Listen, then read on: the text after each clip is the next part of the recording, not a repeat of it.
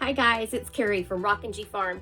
Today I'm going to try to get my composting worms into their new composting bin worm home. I am going to use all of the old soil that I've been using for all of my potted plants that I am now getting into the ground. If I have leftover soil, I'm going to put in there, along with some seed starting trays. They still have some soil in there from seeds that didn't germinate, so I'm going to put that in there. And I have I think I'm going to get some of the compost that we had put in our raised beds from the cattle out in the field. So I think I'm going to use that. But the first thing I'm going to do, I'm going to cut up, I had a paper bag, but my paper bag has disappeared. And I think I see it outside the door. Well, I'm going to try to find a big paper bag, and I'm going to cut a section to cover this hardware cloth that's in the bottom of this, so that that will contain the soil and the worms, but let the water, when I water them, go through and fill the compost tea bin that's going to be underneath this composting worm bin. Whew, that was a mouthful. So that's what I'm going to try to do today. I still have, if you see all these plants outside the door, so all these plants, a lot of them are flowers now, and some of them are squashes, and some more pumpkins that I have to get out and planted out on the farm. So I'm going to be very busy today, but one thing I do really want to do is get this worm composting going so that I can start making some good worm castings to add to my flower beds. Okay, so I have decided to use this bag. It is a paper bag with just a little bit of maybe a plastic filler so it doesn't tear. I think that's the best thing I'm going to use for the bottom, and that way it definitely will not break down really soon, and it will still give me the water flow and the airflow after I put it in. It's woven, so it can go through that. So I'm just going to cut the bottom off, and this is just very, very basic. I think I have a spider in my hair. Lovely.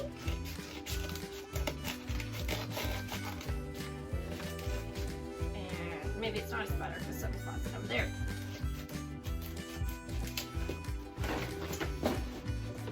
I'm going to cut it just right up one of these seams here.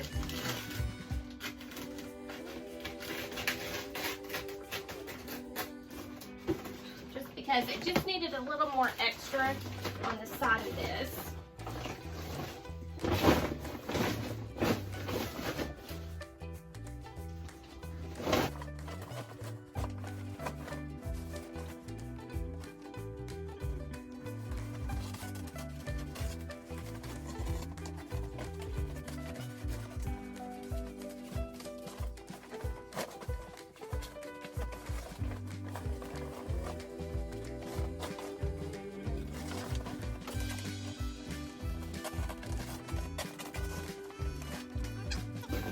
So I'm just putting this paper in the bottom of the worm bed. And let me get this over here so you can kind of see. My greenhouse is a wreck. As soon as I get everything planted, I'll get everything organized again. But as you can see right here, I just put the paper in the lining, and then you have your hardware wire on the bottom, and then under here, which is just right now a catch-all, I'm just going to have a plastic bucket or a plastic Rubbermaid stuck under there so I can catch the water and everything that is coming off of the, when I water my worms, the compost tea is going to the bottom so I can catch it and water my plants.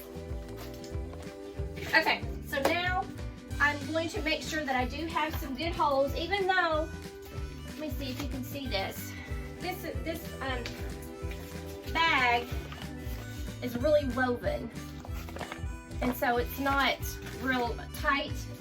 And I'm going to just poke some holes in the bottom, or cut some holes in the bottom, just to help the flow of water come out of the bottom.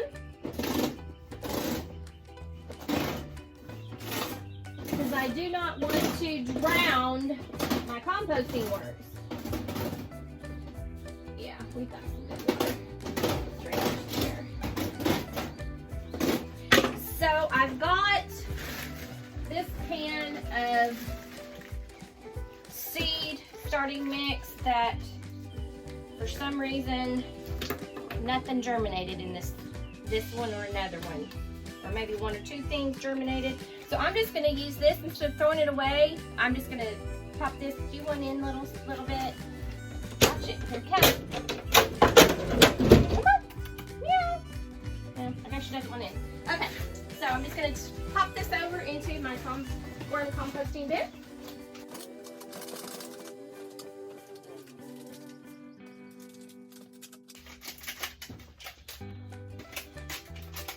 And then that way you will not be wasting anything and you won't have to buy coconut coir for your composting worms. But if you want to buy coconut coir, that's up to you.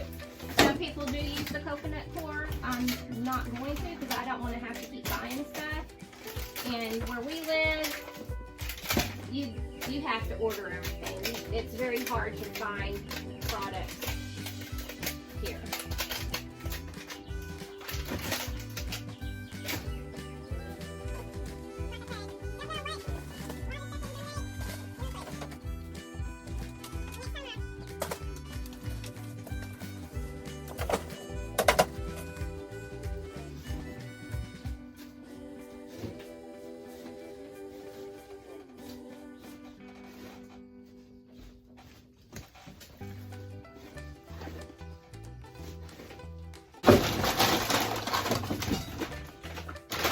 And this is peat moss that I had left over from the dahlia tubers that I bought.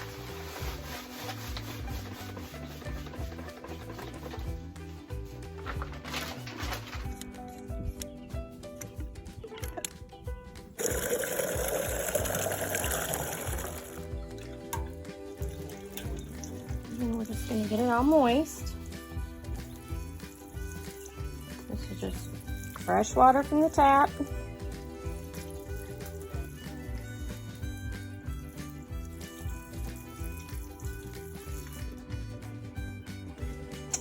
And as you can see here, it is dripping underneath, so we know that we're have good drainage.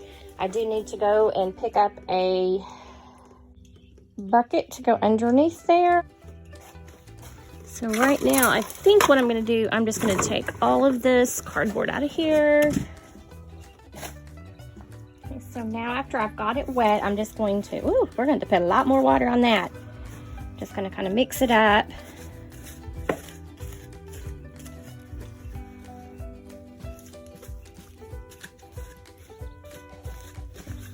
So worms can't breathe if they are not damp. So this is way, way, way too dry for them. You want it to be like a wrung out sponge without any dripping of the soil. Wasp. Okay, let's go get some more water and get this going.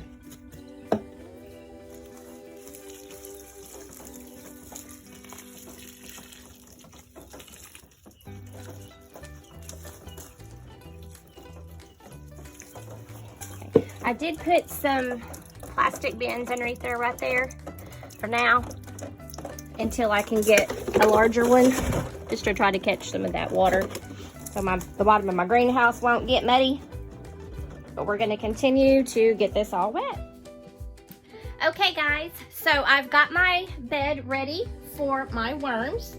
I've got it moist to just the consistency of a wrung out sponge so that when you squeeze it, there are no water droplets coming off. So it just needs to be that kind of dampness. And if you see right here, I've got my box of worms. They've been in here since I've received them. I think it was back in February. This box weighs a good 8 pounds. So the worms were super, super small when I got them, but they are pretty big right now. So what we do when we introduce the worms to the new bed, I just needed to make sure that greenhouse was not too hot and it wasn't too cold. So it's probably about 70 degrees. I don't see the thermometer from over here. So what I'm gonna do is I'm just going to dump the worms right on top of the bed and let them burrow themselves into the new bedding. Let's see if I can get you set up and show you how they look. Okay, so I kept this on because we would still get sunshine through the window here, and they needed to be in a dark area, so that helped there. I have burlap on top, which keeps it moist, along with some newspaper that I keep moist. I put, there's some paper in here, some, well, I put some not okra, but some sort of squash plants in here. It looks like they're kind of taking over and growing. And then some paper over here. The worms are usually right in here. Here's some strawberries that I have there.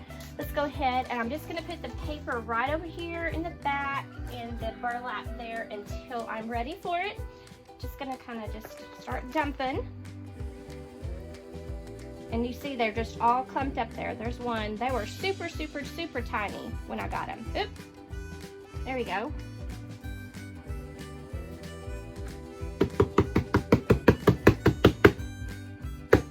Okay, and then I'm just gonna put this underneath the worm bed, and that's gonna help catch some of that wonderful compost tea that I'm gonna mix with water and water my flowers.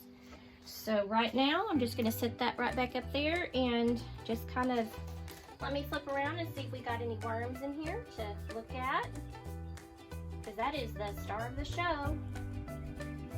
There they are, right there in the center.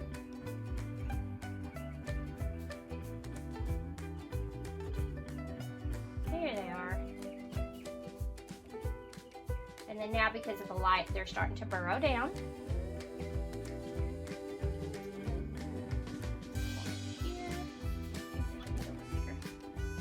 Oh, there they are. And composting worms like to clump up into balls. They're more like a community. Earthworms like to stay by themselves, but composting worms like to get all together and make a clumping ball. So that's where they are. Just gonna kind of just leave them there for right now. And since I'm going to put them in this bed, I want them to become acclimated. I'm gonna put a little bit of worm food in. I got this from Uncle Jim's Worm Farm. Just gonna sprinkle some of that on top because the worms eat on the top. So I'm just going to get a handful of that and just sprinkle that down. And then that wing came through. Let that come through just like that, and let them feed out and then go to get acclimated. But that is what we're doing today. And I'm gonna put just a tad of water on top of that.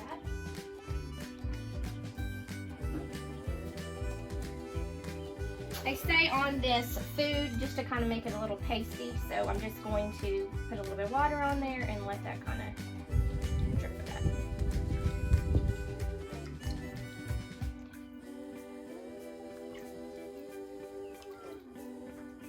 Okay. Now I'm just going to put my newspapers back on top that were wet, just to keep that soil moist.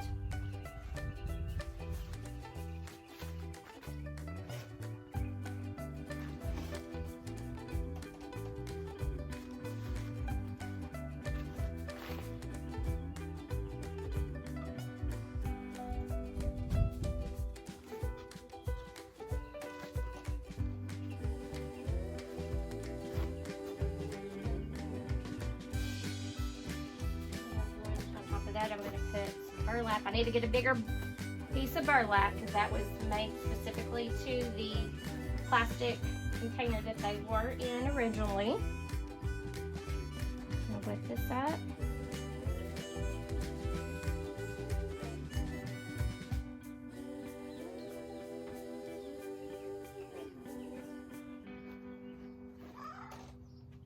And then I'll come back in a little bit and kind of see how it is, make sure that that is staying moist, and I'll need to find some sort of top to go on it. But right now, after this is done, after they finish this whole area, and composting worms will the cat is fixing to drop the light bulb off. But composting worms, they'll stay in this bed until they outgrow it, meaning that the numbers outgrow it. Then what they will do, they will come back up through the bottom of the next layer. And the next layer is just the same thing that we had on there.